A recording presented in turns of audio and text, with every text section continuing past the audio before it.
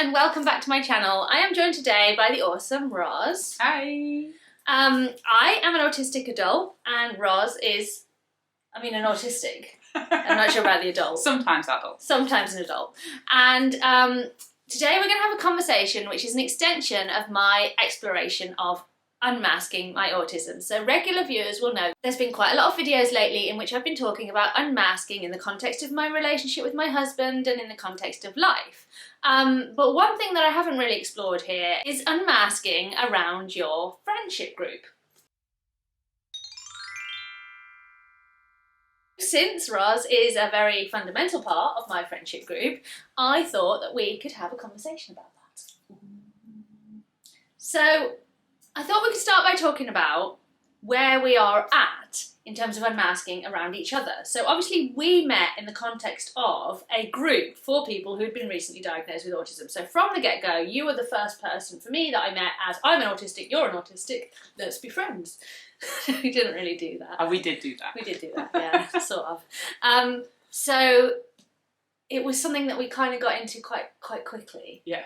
It kind of started off in our early conversations about, because we were both starting to unmask, we'd have those conversations with each other about what unmasking meant to us. So this was 7 years ago.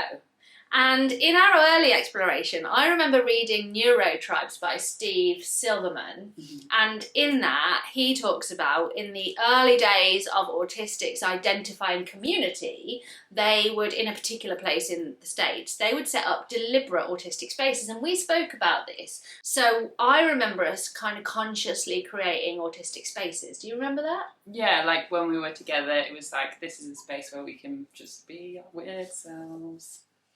And I think it was largely quite unsuccessful for me, if I'm being completely, like, not the relationship, not the time we spent together, but in terms of unmasking. I feel like, for me, back then, when I was first diagnosed, I had literally no idea who I was underneath the mask, and literally no idea of what unmasking actually meant. Yeah. I think for both of us, like, I say it was successful in the way that it got me to start thinking about it. But in terms of actually unmasking, I don't think either of us quite knew how to do that, because masking was such a almost unconscious, despite the fact that it was also kind of conscious. Yeah, so we would do things like, I guess, openly stim. Mm-hmm. One of the things that I think was quite successful was that we would spend time together not talking. That I'd not really done that a lot with people outside of my family before. So we would put on a movie, or we would just sit and play on our phones, and we wouldn't feel a pressure to be sociable, even though it was a relatively new friendship. Yeah. And I remember finding that really good, but also slightly terrifying. So we'd be doing it, and I'd be chill, and it would be great, and then I would think about the fact that we were doing it. I think I remember, like, oftentimes after I'd left your house, you'd send me a message being like, I'm sorry if I was weird. And I'd be like, what? I don't need this from you. I think it's because that's what I just did in general when I hung out with people. Yeah. And I just sent you a message back being like, you weren't weird. Not like if you were, like, it was normal to me. Like, I had a good time. Yeah. So I would say then there was quite a long period of time in which I was working on unmasking and making very little progress, because I think I thought that it meant something more noticeable externally, perhaps, than it actually seems to mean for me. And it's only really in the last, probably since we started hanging out with Kathy. So then we brought Kathy into our friendship group, who, if you've watched this channel before, you will know is a self-diagnosed autistic adult who is the same generation as me, who is perhaps more confident in some ways to embrace autistic unmasking in a way that made the hangouts we would have together, I think maybe you and her were both more confident, so then you had someone to vibe with. And I remember doing things like, particularly one that stands out for me is going into a bubble tea shop and just standing there dancing, like in the middle of the day when no one was doing this. This wasn't the vibe, and you two were just doing that. And I was just like, okay. We made it the vibe. So I feel like you and Kathy have like maybe unmasked a bit more quickly, a bit more successfully around each other, which has then encouraged me to feel like maybe I can do that. Mm-hmm. So I think maybe what I'm saying in a really roundabout way is that I was too messed up really to be confident enough to unmask without having it mirrored for me. Mm-hmm. And having it mirrored by more than one person is really useful, because I think there's an element to which you can watch one person unmask and you kind of go, well, do I have to do that? Whereas when you see two people unmasking, you can go, oh, I can do it however I want to, because they're doing it however they want to. Yes. Yeah. So it's like that thing, it's a little bit like that thing where when you share private information with a friend, they share it with you and you create an intimacy. It's a similar kind of vibe, right? Yeah. And then for me, in the last 18 months, I have really come the closest that I've ever felt to not being able to cope in this world anymore. I think a combination of extended masking, long-term trauma, and reaching an age where I'd been holding on for too long. And it felt like kind of life-saving for me that I needed to actually make some progress with unmasking. And in doing so, I've recognised that becomes harder around people that I feel have an expectation of who I am. Mm. What have I been doing? Talking about that? Yeah, talking about that. We've had quite a few conversations where, me and Kathy have reassured you that it's like we like you, not the you that you present to us.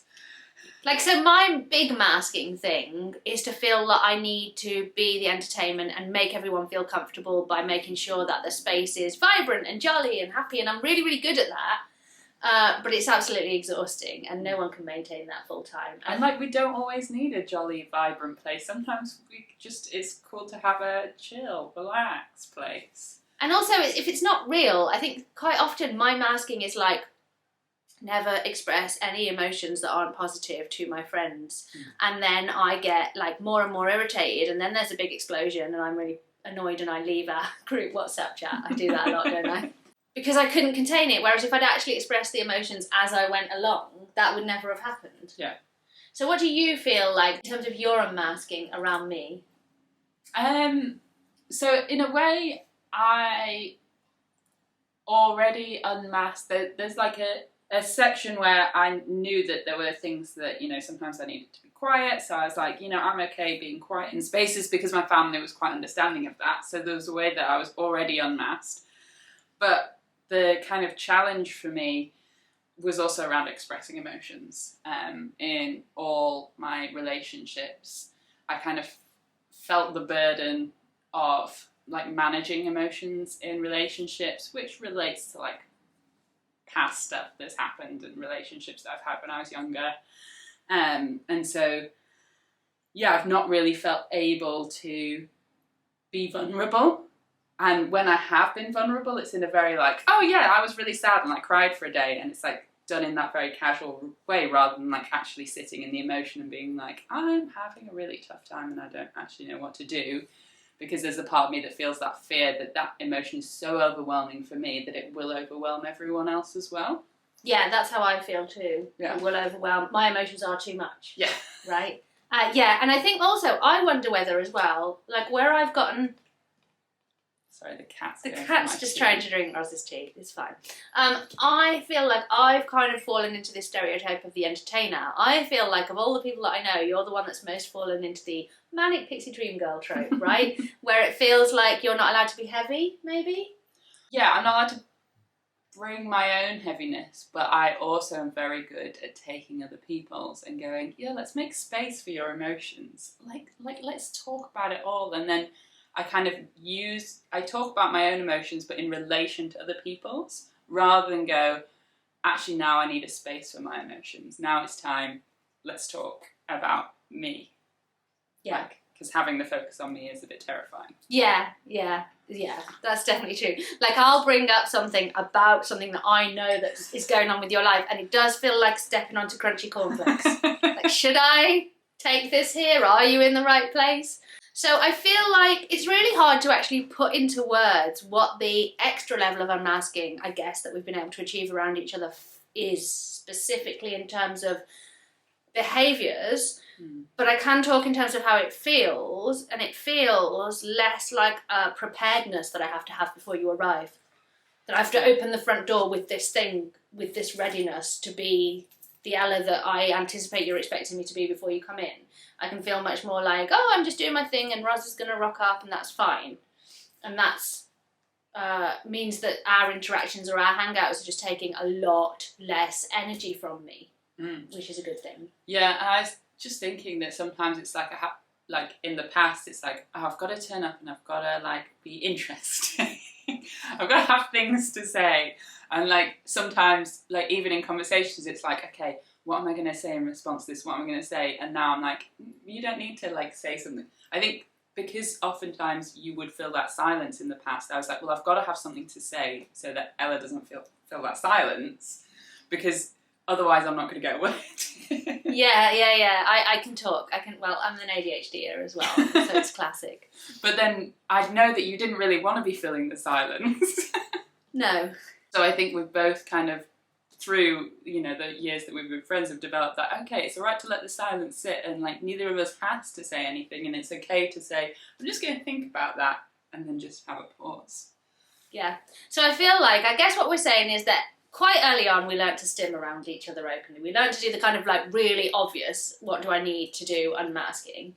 And lately it's gone to like more next level of like, do I have to put on the performance that I feel that I need to do in the world when I'm around you? Probably not. So yeah, I thought what was interesting about this as well though was that it's quite funny to think that two autistic people meeting under the circumstances of being autistic would have masked to begin with, and why that would happen. And you briefly touched on unconscious masking, but can you expand on that a little bit? So it's just that thing of having masked for so many years. It's like with anything that you do regularly, it becomes an automatic thing. And I think it's interesting to differentiate between, just because it's automatic doesn't mean it takes less energy, because you automatically put that energy into a situation. You automatically go in and are like, hey, I'm going to be an interesting person here. I'm going to like ask you questions and engage. And it's like, that's how I would automatically turn up. So oftentimes I'd avoid social situations to avoid that automatic masking. And then you have to like unlearn that behaviour and go in and do the thing of like, I'm going to be in this situation and not like take away some of that. Yeah. And I think there's automatic masking that's quite physical as well, like eye contact is quite a good one. If you've spent enough years training yourself to look like you're making eye contact, it's hard to then not do that, even if it feels more comfortable. My eyebrows. So, your expressive eyebrows. So I've got like very flat eyebrows. So if I just like have a face that is just a normal face, like it kind of looks like I'm not interested. And so oftentimes when I'm like listening, I like just move my eyebrows a lot. You do that. Look, all I have to do, it's the thing of it's the last thing I've kind of unmasked, because I did a lot of like smiling and like and I was like, okay, I can stop smiling, but if I stop all my facial expressions, I look a bit like annoyed.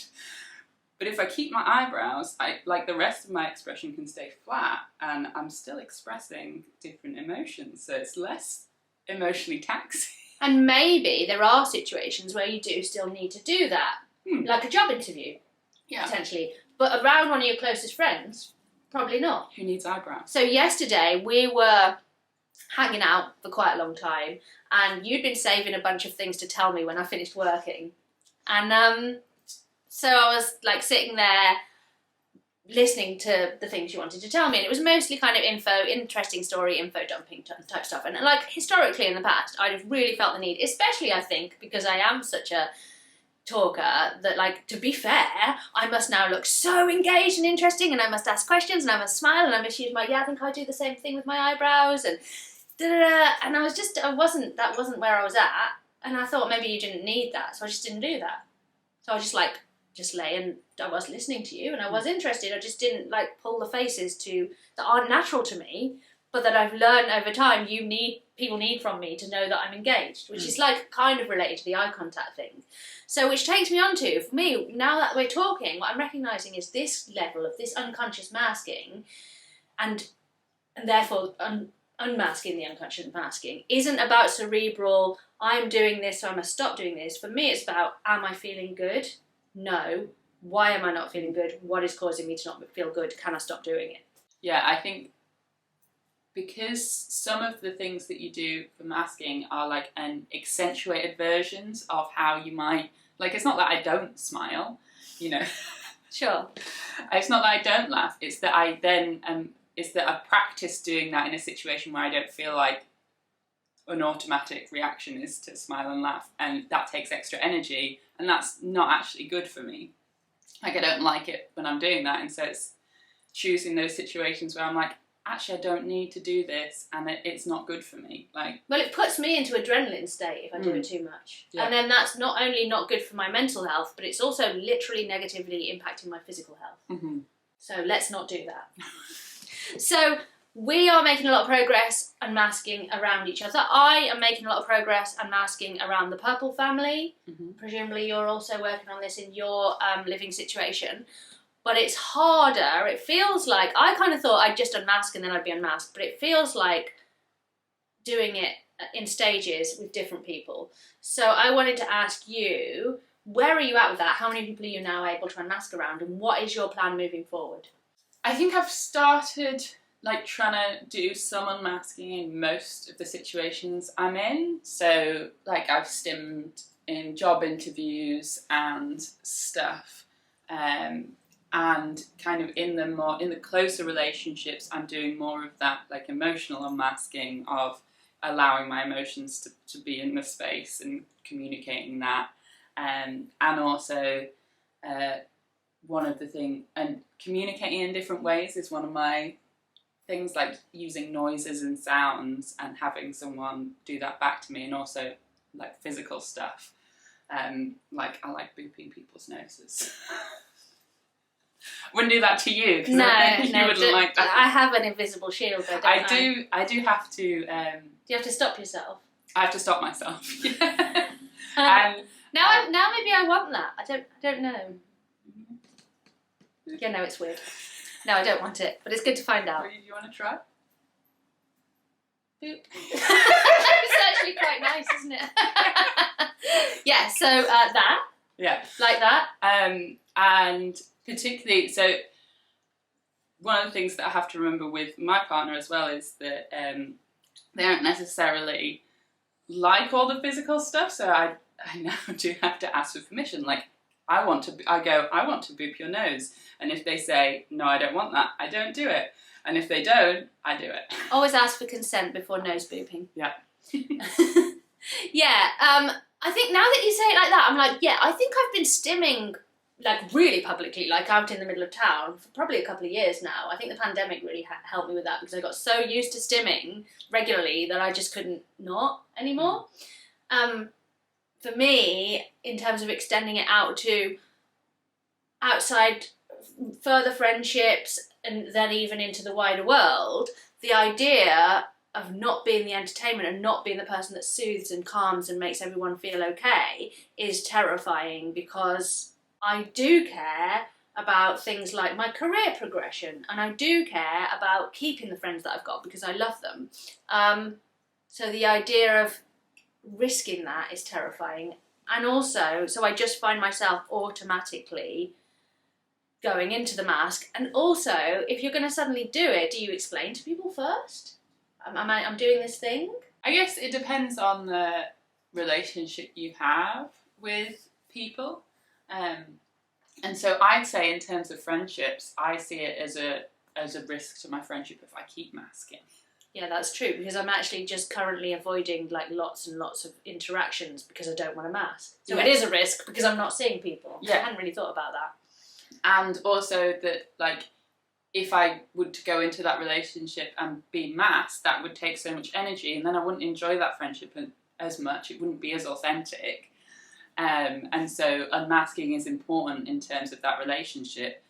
And that's also how I think about it with my job as well. I'm like, I can't sustain that. So the risk is that I won't be able to do my job because I do my job masking, and that's unsustainable for me because it takes too much energy, and then I can't do it anymore. And that's interesting, isn't it? Because, yeah, I think, firstly, it's not actually about whether it's risking my friendships. It's about whether it will make people feel sad and uncomfortable, and I don't like making people feel sad and uncomfortable.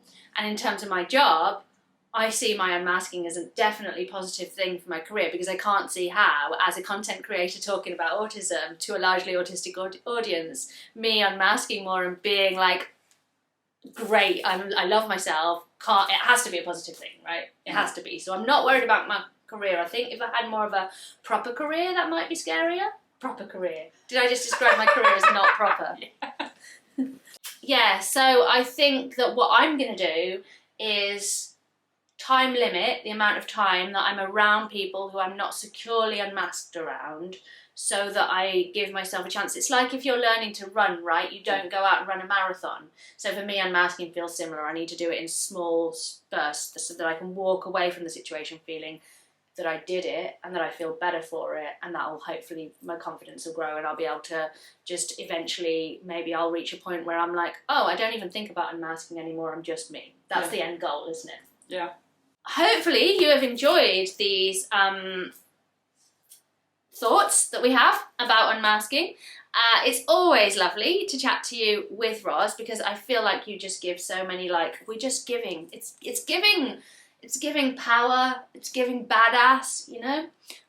It's giving not making sense anymore. Maybe if I unmask too much, I'll no longer make sense. Who knows? Would that be a problem for you? Also, so leave me a comment in the comment box below. Tell me how you're doing with your unmasking journey. Tell me how you're doing specifically unmasking around friends. Any tips that you have that have worked for you. Also, I know some of you are going to want to talk about my hair. Do so. Feel free. Have at it. It's great. We love it. Hopefully you do too, but if not, I mean, that's just not really my problem. Love you all. Don't forget to like, don't forget to subscribe. I run a members club here on YouTube, but also on Patreon, with a Discord group, and I share a weekly kind of short blog post about how I'm doing with my members. So if you'd like to join and support me as a creator, that would be fantastic. And I will see you next time. Thanks for watching. Goodbye.